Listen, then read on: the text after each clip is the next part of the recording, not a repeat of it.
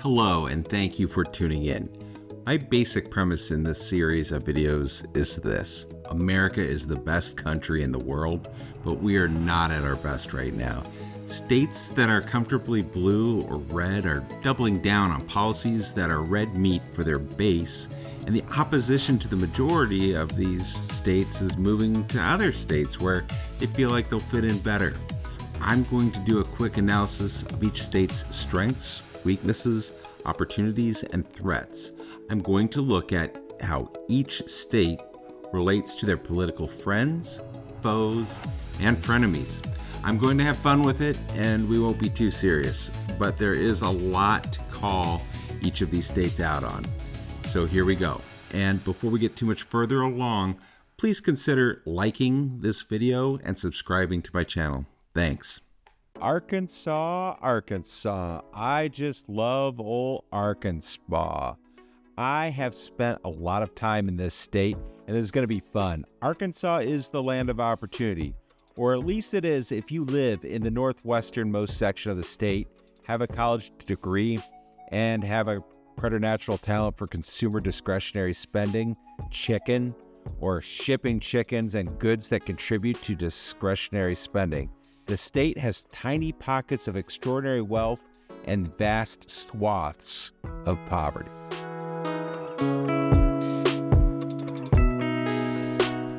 All right, let's take a wonderful telestrator view of Arkansas.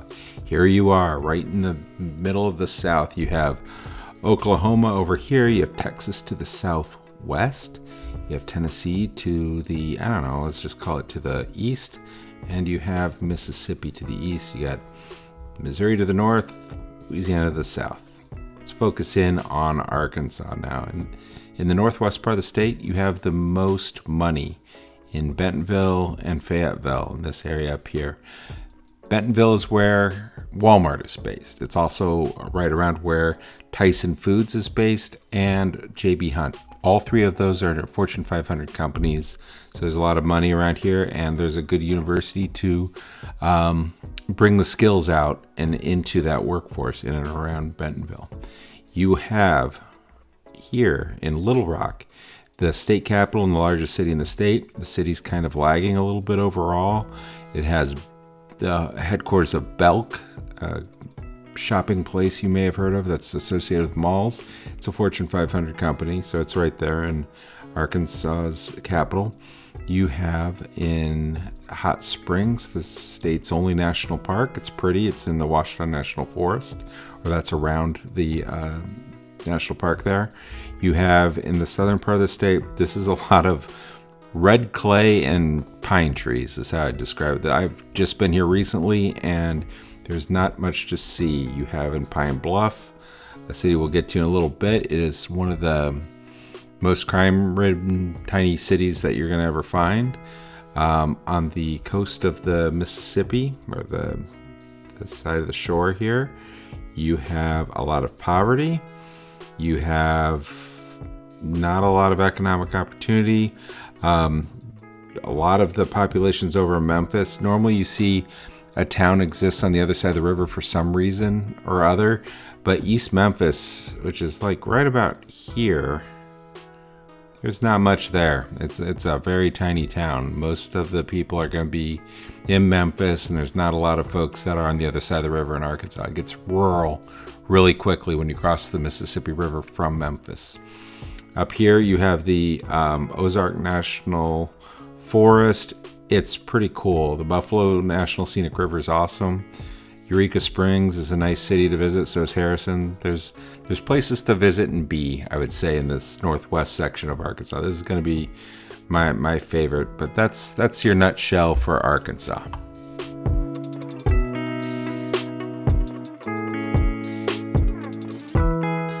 When starting with the strengths for Arkansas, you have to start with the power of Walmart. The rise of Walmart is America's greatest success story of the late 20th century. Amazon has eaten Walmart's lunch in the 21st century, but it is still an insanely profitable company. One of the largest private employers in the United States, depended on whenever we have disasters. They have a great relationship with J.B. Hunt, another Fortune 500 company in this part of the state. That's one of the largest operators of trucks in the United States. There's so much expertise in logistics up in these parts. If that wasn't enough, you have Tyson Foods based here too, the largest distributor of chickens in the United States. Lots of wealth and expertise in this part of the state. Next up, for a strength, you have the Ozarks. This is better than anything Mississippi, Oklahoma, Louisiana, Alabama, or Georgia has going for it in terms of aesthetic natural wonder. Stone Mountain is trashed. Stop clutching your pearls. The western part of the state is pretty with trees, hills, and attractions like Hot Springs National Park. I don't know if Hot Springs should be a national park. It's awfully built up in that area, but there is a nature component to it, which is more than I can say for the Gateway Arch in St. Louis, which has no business being a national park.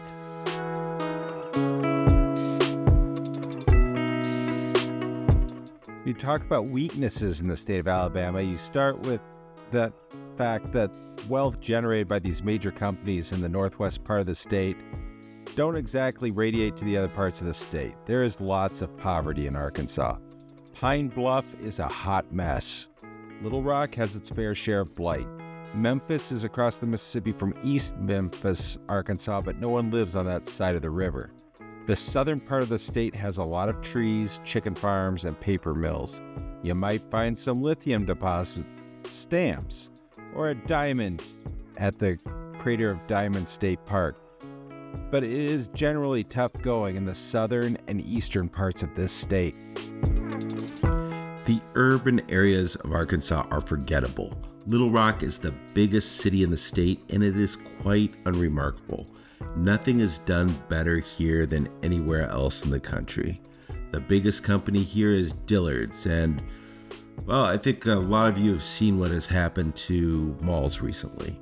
Lots of interstates encircling the city to facilitate future growth, but there's not much going on here. You have Bill Clinton's presidential library. I don't know. The heyday for the rest of the state may have been the Clinton administration. The state hasn't advanced too much outside of the northwest part of the state since the 1990s. Another issue in terms of weaknesses with Arkansas is its tax code. Arkansas has one of the least business-friendly tax codes in the country. That's a pretty tough look for a conservative state. It has a graduated corporate income tax, something you would normally see in a more liberal state. Anyway, one more notch in the reasons not to relocate to Arkansas or start a business in Arkansas.